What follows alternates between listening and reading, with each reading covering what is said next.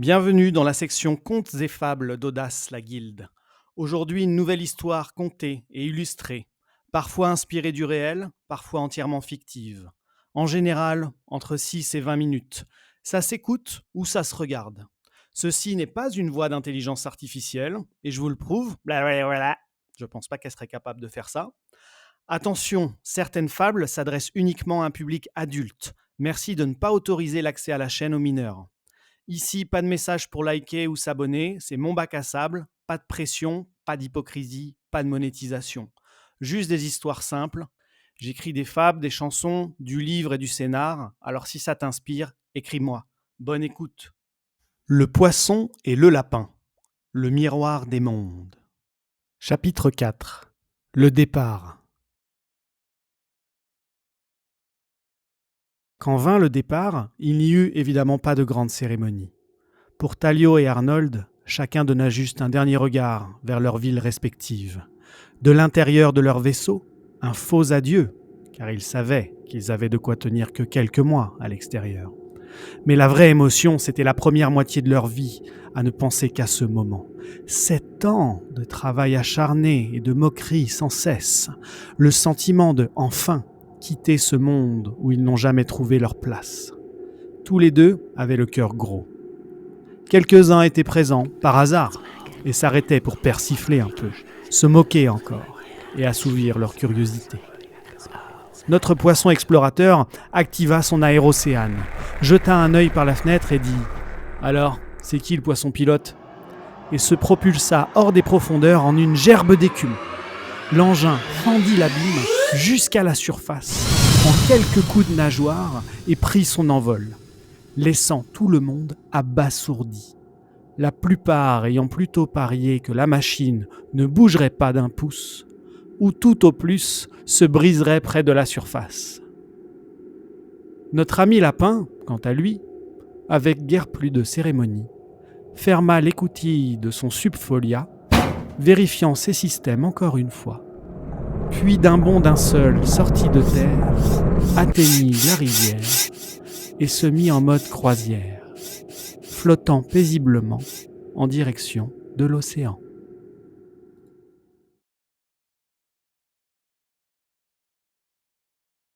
Chapitre 5.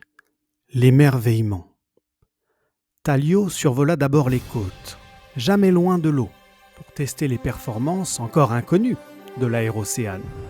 Et surtout, ce nouveau monde dont il ne connaissait rien, survolant des anses de mer d'un bleu irréel, commençant à frôler la cime d'espèces de murs en rochers très affûtés, et très haut où s'accrochent des oiseaux blancs et gris à l'affût, leur bec jaune marqué d'une tache rouge, bien distincte, qui scrutaient les flots, prêts à fondre sur la moindre opportunité, plongeant brusquement avant de remonter dans un fracas d'ailes et d'éclaboussures. Il était magique de les voir surfer les vents et les vagues. Une telle harmonie des deux mondes était d'une beauté rare pour lui. Parmi eux également quelques ombres glissantes. Thalio en avait entendu parler. Ces chasseurs dangereux, tout en plumes sombres, des ailes longues et effilées comme des lames, un cou souple qui ondulait comme une anguille, mais surtout un bec droit, pointu et crochu à son extrémité, conçu pour transpercer la chair et ne plus jamais la lâcher. Il ne se contentait pas de frôler l'eau, il la transperçait, sans bruit, d'un piquet fulgurant et disparaissait sous la surface, comme avalé par les flots eux-mêmes. On disait qu'il nageait aussi bien qu'il volait. Quelle chance! Ils pouvaient donc poursuivre leur proie jusque dans les crevasses les plus étroites. Dans les abysses, leur nom circulait comme une rumeur, un mauvais augure de la surface. C'est beaucoup comme ça qu'on savait sous l'océan que les oiseaux existent, même si plus en ont vu que ne sont revenus pour en parler. En longeant les côtes, il survola une colonie de homards aux carapaces étonnamment vives, regroupées en un cercle presque cérémoniel. Il nota cette singularité dans son journal, intrigué par cette organisation inhabituelle. Plus loin, il apercevait des animaux de terre, enfin, dont des oiseaux inconnus. Ceux-là avaient des pattes plus longues qu'il n'aurait pu l'imaginer, et marchaient carrément dans l'eau. D'autres, tout noirs et en groupe, guettaient l'opportunité. Avec quelques autres à côté qui étaient noirs et blancs aussi, qui semblaient crier tout le temps. Un ou deux, marrons, qui apparaissaient largement crins et taillés pour fendre l'air à toute vitesse. Talio était bien content d'être en sécurité dans son vaisseau. Oh et tiens, ceux-là sont marrants, des oiseaux gris, dodus et paisibles. Là commençaient des sortes d'étendues de tiges colossales, serrées et dressées vers le ciel, comme d'immenses anémones figées. Leur base, brune et solide, s'enfonçait profondément dans le sol, tandis que leur sommet, vert et souple, frémissait légèrement sous les courants du vent, s'apparentant un peu à certaines algues des profondeurs. Dans le ciel, au loin, d'épaisses masses flottantes dérivaient lentement, sombres et mouvantes, striées par des éclats de jus et parfois certaines vibrations, comme des méduses de ciel furieuses qui lâcheraient leur décharge avant de disparaître dans le vide. C'étaient sûrement ces fameuses tombées de jus venues d'en haut dont parlaient certains vieux poissons. Son regard fut happé, tout de suite, par une espèce de rocher dont il n'en avait jamais vu des comme ça, avec des entrées et des sorties, taillées bien régulièrement, bien installées au milieu des grandes algues marron et vertes, avec devant lui 2 animaux qui lui semblaient légendaires. Un gros et un plus petit. Le gros avait l'air de couper la tête à un oiseau. Bien fait. Le petit rassemblait des algues qu'il découpait. Ils apparaissaient clairement et sans peur, certainement les prédateurs numéro 1 sur leur territoire. Fasciné, Talio atterrit, mais assez près de la côte. Son journal de bord crépitait sous les prises audio fébriles.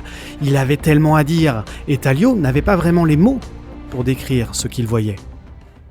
Revenons à Arnold, notre compagnon des terriers. Lui commença par naviguer paisiblement avec les poissons de la rivière et s'extasia avec stupéfaction de tous les animaux des rives. Incroyable! Dont ces 2 potes loutres qu'il salua avec un sourire jusqu'aux oreilles. Bientôt, il sortirait pour la première fois de la forêt. 99% d'excitation et 1% de peur, ou peut-être 99% de peur et 1% d'excitation. Quelle beauté! Des espaces grands ouverts, là aussi avec bien plus de choses qui défilaient que de temps pour les dire ou les écrire. Il gribouilla autant que faire se peut, néanmoins. Et c'est après seulement quelques heures qu'il le vit enfin, ce monde liquide à perte de vue. Quelle beauté! Toutes ses pensées et ses souvenirs se connectèrent l'espace d'un instant. Cet endroit où le bleu clair rencontre le bleu foncé. Et quel air, mes aïeux, vivifiant, finement salé et pur, une bouffée de cet air en valait certainement 100 de celle des terriers. Quelle délicieuse sensation dans ses naseaux, une sensation de léger qui envahit. Il eut presque l'impression de flotter de tout son corps. Quelle splendeur, quelle incroyable création de la nature. Le subfolia tenait jusque-là très bien le rythme de surface. Les autres animaux, perplexes face à la machine, gardaient leur distance. Tout allait pour le mieux. Il fit ses premiers milles sur cette eau salée et beaucoup plus dense et décida d'explorer tranquillement la vie entre rivière et mer, en longeant les côtes, savourant la vue de chaque chose qui paraissait magiquement unique et uniquement magique. Il fit un premier test d'immersion, léger. Quel calme, enfin. Il s'amusa à s'enfoncer dans un labyrinthe de grottes marines où des sortes de fleurs fluorescentes projetaient une lumière fantomatique sur les parois recouvertes d'herbes ondoyantes. Des nuées de lucioles d'eau entouraient parfois le subfolia, éblouissant. Il vit différents genres de ce qu'il décida d'appeler des marcheurs à pinces, des serpents des trous énormes, des nuages de micro-écrevisses et des genres de tortues bizarres qu'il examinait, sceptique. Beaucoup d'autres, par peur, le regardaient seulement depuis leur cachette, sortant à peine un œil. Arnold connaissait bien ce sentiment. Il naviguait entre mi-apeuré et mystérieux, mi-attiré mais minutieux. Oh, et là, stupéfiant, une espèce de masse molle, violette, à ventouse, avec au moins 7 ou 8 pattes. Ah, et encore là-bas volaient des genres de parchemins sans crayon, ovales, avec un ourlet, les yeux sages. Certains soupirent même de l'encre. Fabuleux. Leurs couleurs changent tout le temps, tel un rêve en mouvement. Ici, même les fleurs, et ces choses entre champignons et cailloux, bougent, écrivait-il. Après 1 heure, il refit surface. Le Subfolia réagissait super bien. La consommation d'énergie était d'ailleurs finalement bien moindre que prévu. Arnold notait tout. La façon dont la lumière s'éteignait peu à peu, la densité, le silence, l'étrangeté de ces mondes qu'aucun autre lapin n'avait jamais vus. Il griffonnait dans son carnet également des remarques plus techniques, base des améliorations futures pour le Subfolia.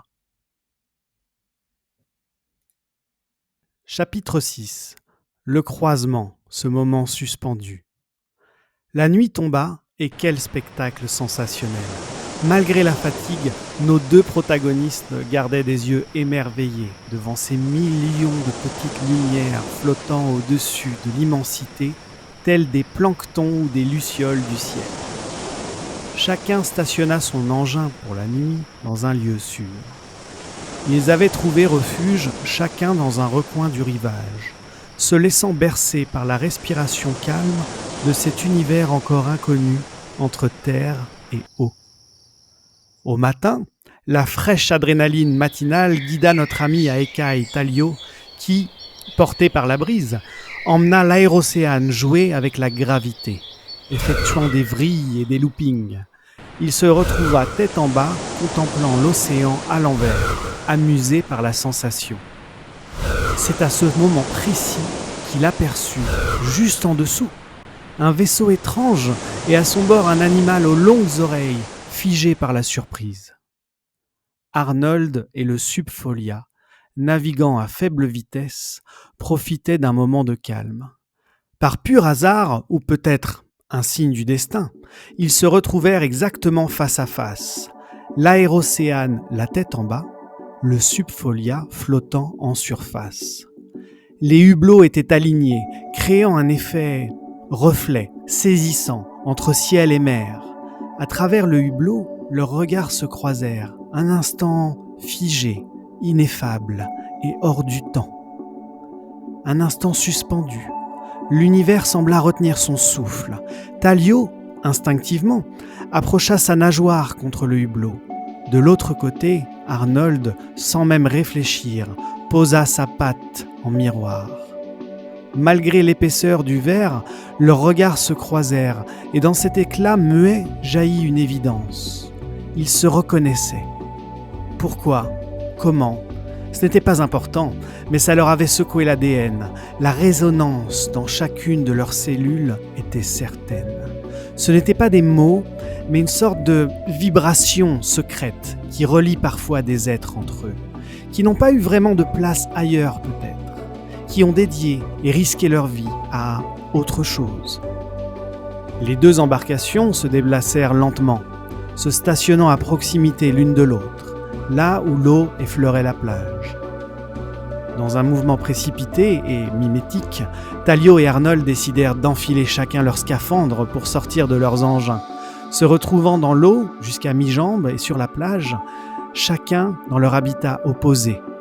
Ils se tenaient là, les yeux remplis d'une empathie silencieuse, un instant suspendu que le langage ne saurait contenir. Ils restèrent ainsi quelques instants, fascinés, chacun esquissant un geste d'imitation, une tentative maladroite d'établir un dialogue silencieux par le mouvement. Un rire léger, presque surpris, monta en eux, brisant la tension. Quand ils furent enfin proches, chacun tendit la main. Talio sortit de son scaphandre un morceau de bobine organique, source de tout son projet qui avait su capter l'énergie de l'océan. D'un bleu profond, cela vibrait faiblement. Arnold, les oreilles inclinées et les yeux émerveillés, sortit de sa combinaison un fragment de racine vivante, tressé de mycélium phosphorescent d'un vert léger. Ils échangèrent leur présent, comme on scelle un pacte ancien, avec une délicatesse extraordinaire pour que l'autre comprenne à quel point précieux était cette chose pour lui. À l'instant où leurs objets changèrent de main, une légère pulsation parcourut l'air entre eux. Pendant une seconde, la lumière se teinta d'une aura turquoise jamais vue. Le lapin s'agenouilla dans l'eau, écoutant la sensation de l'eau sous lui, les oreilles repliées, tout son être vibrant d'une douceur étrange.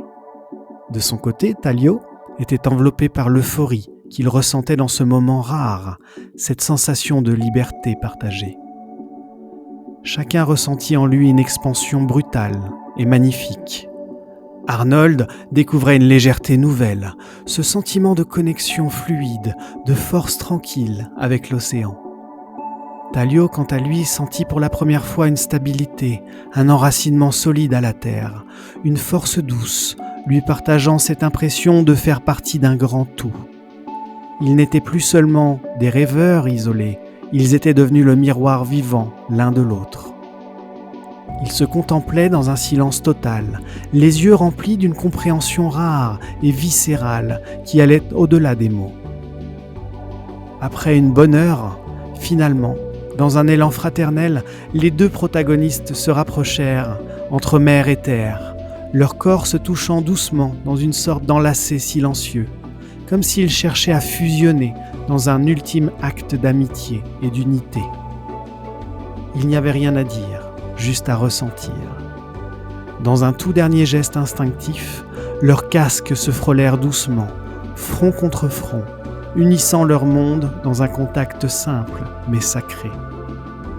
Nul besoin de serment, ils étaient frères d'âme, liés par la même soif d'horizon. Puis, leurs trajectoires s'éloignèrent. Le Subfolia s'enfonça lentement dans l'eau, l'aérocéane redécolla. Quelque chose avait changé ce jour, et à jamais.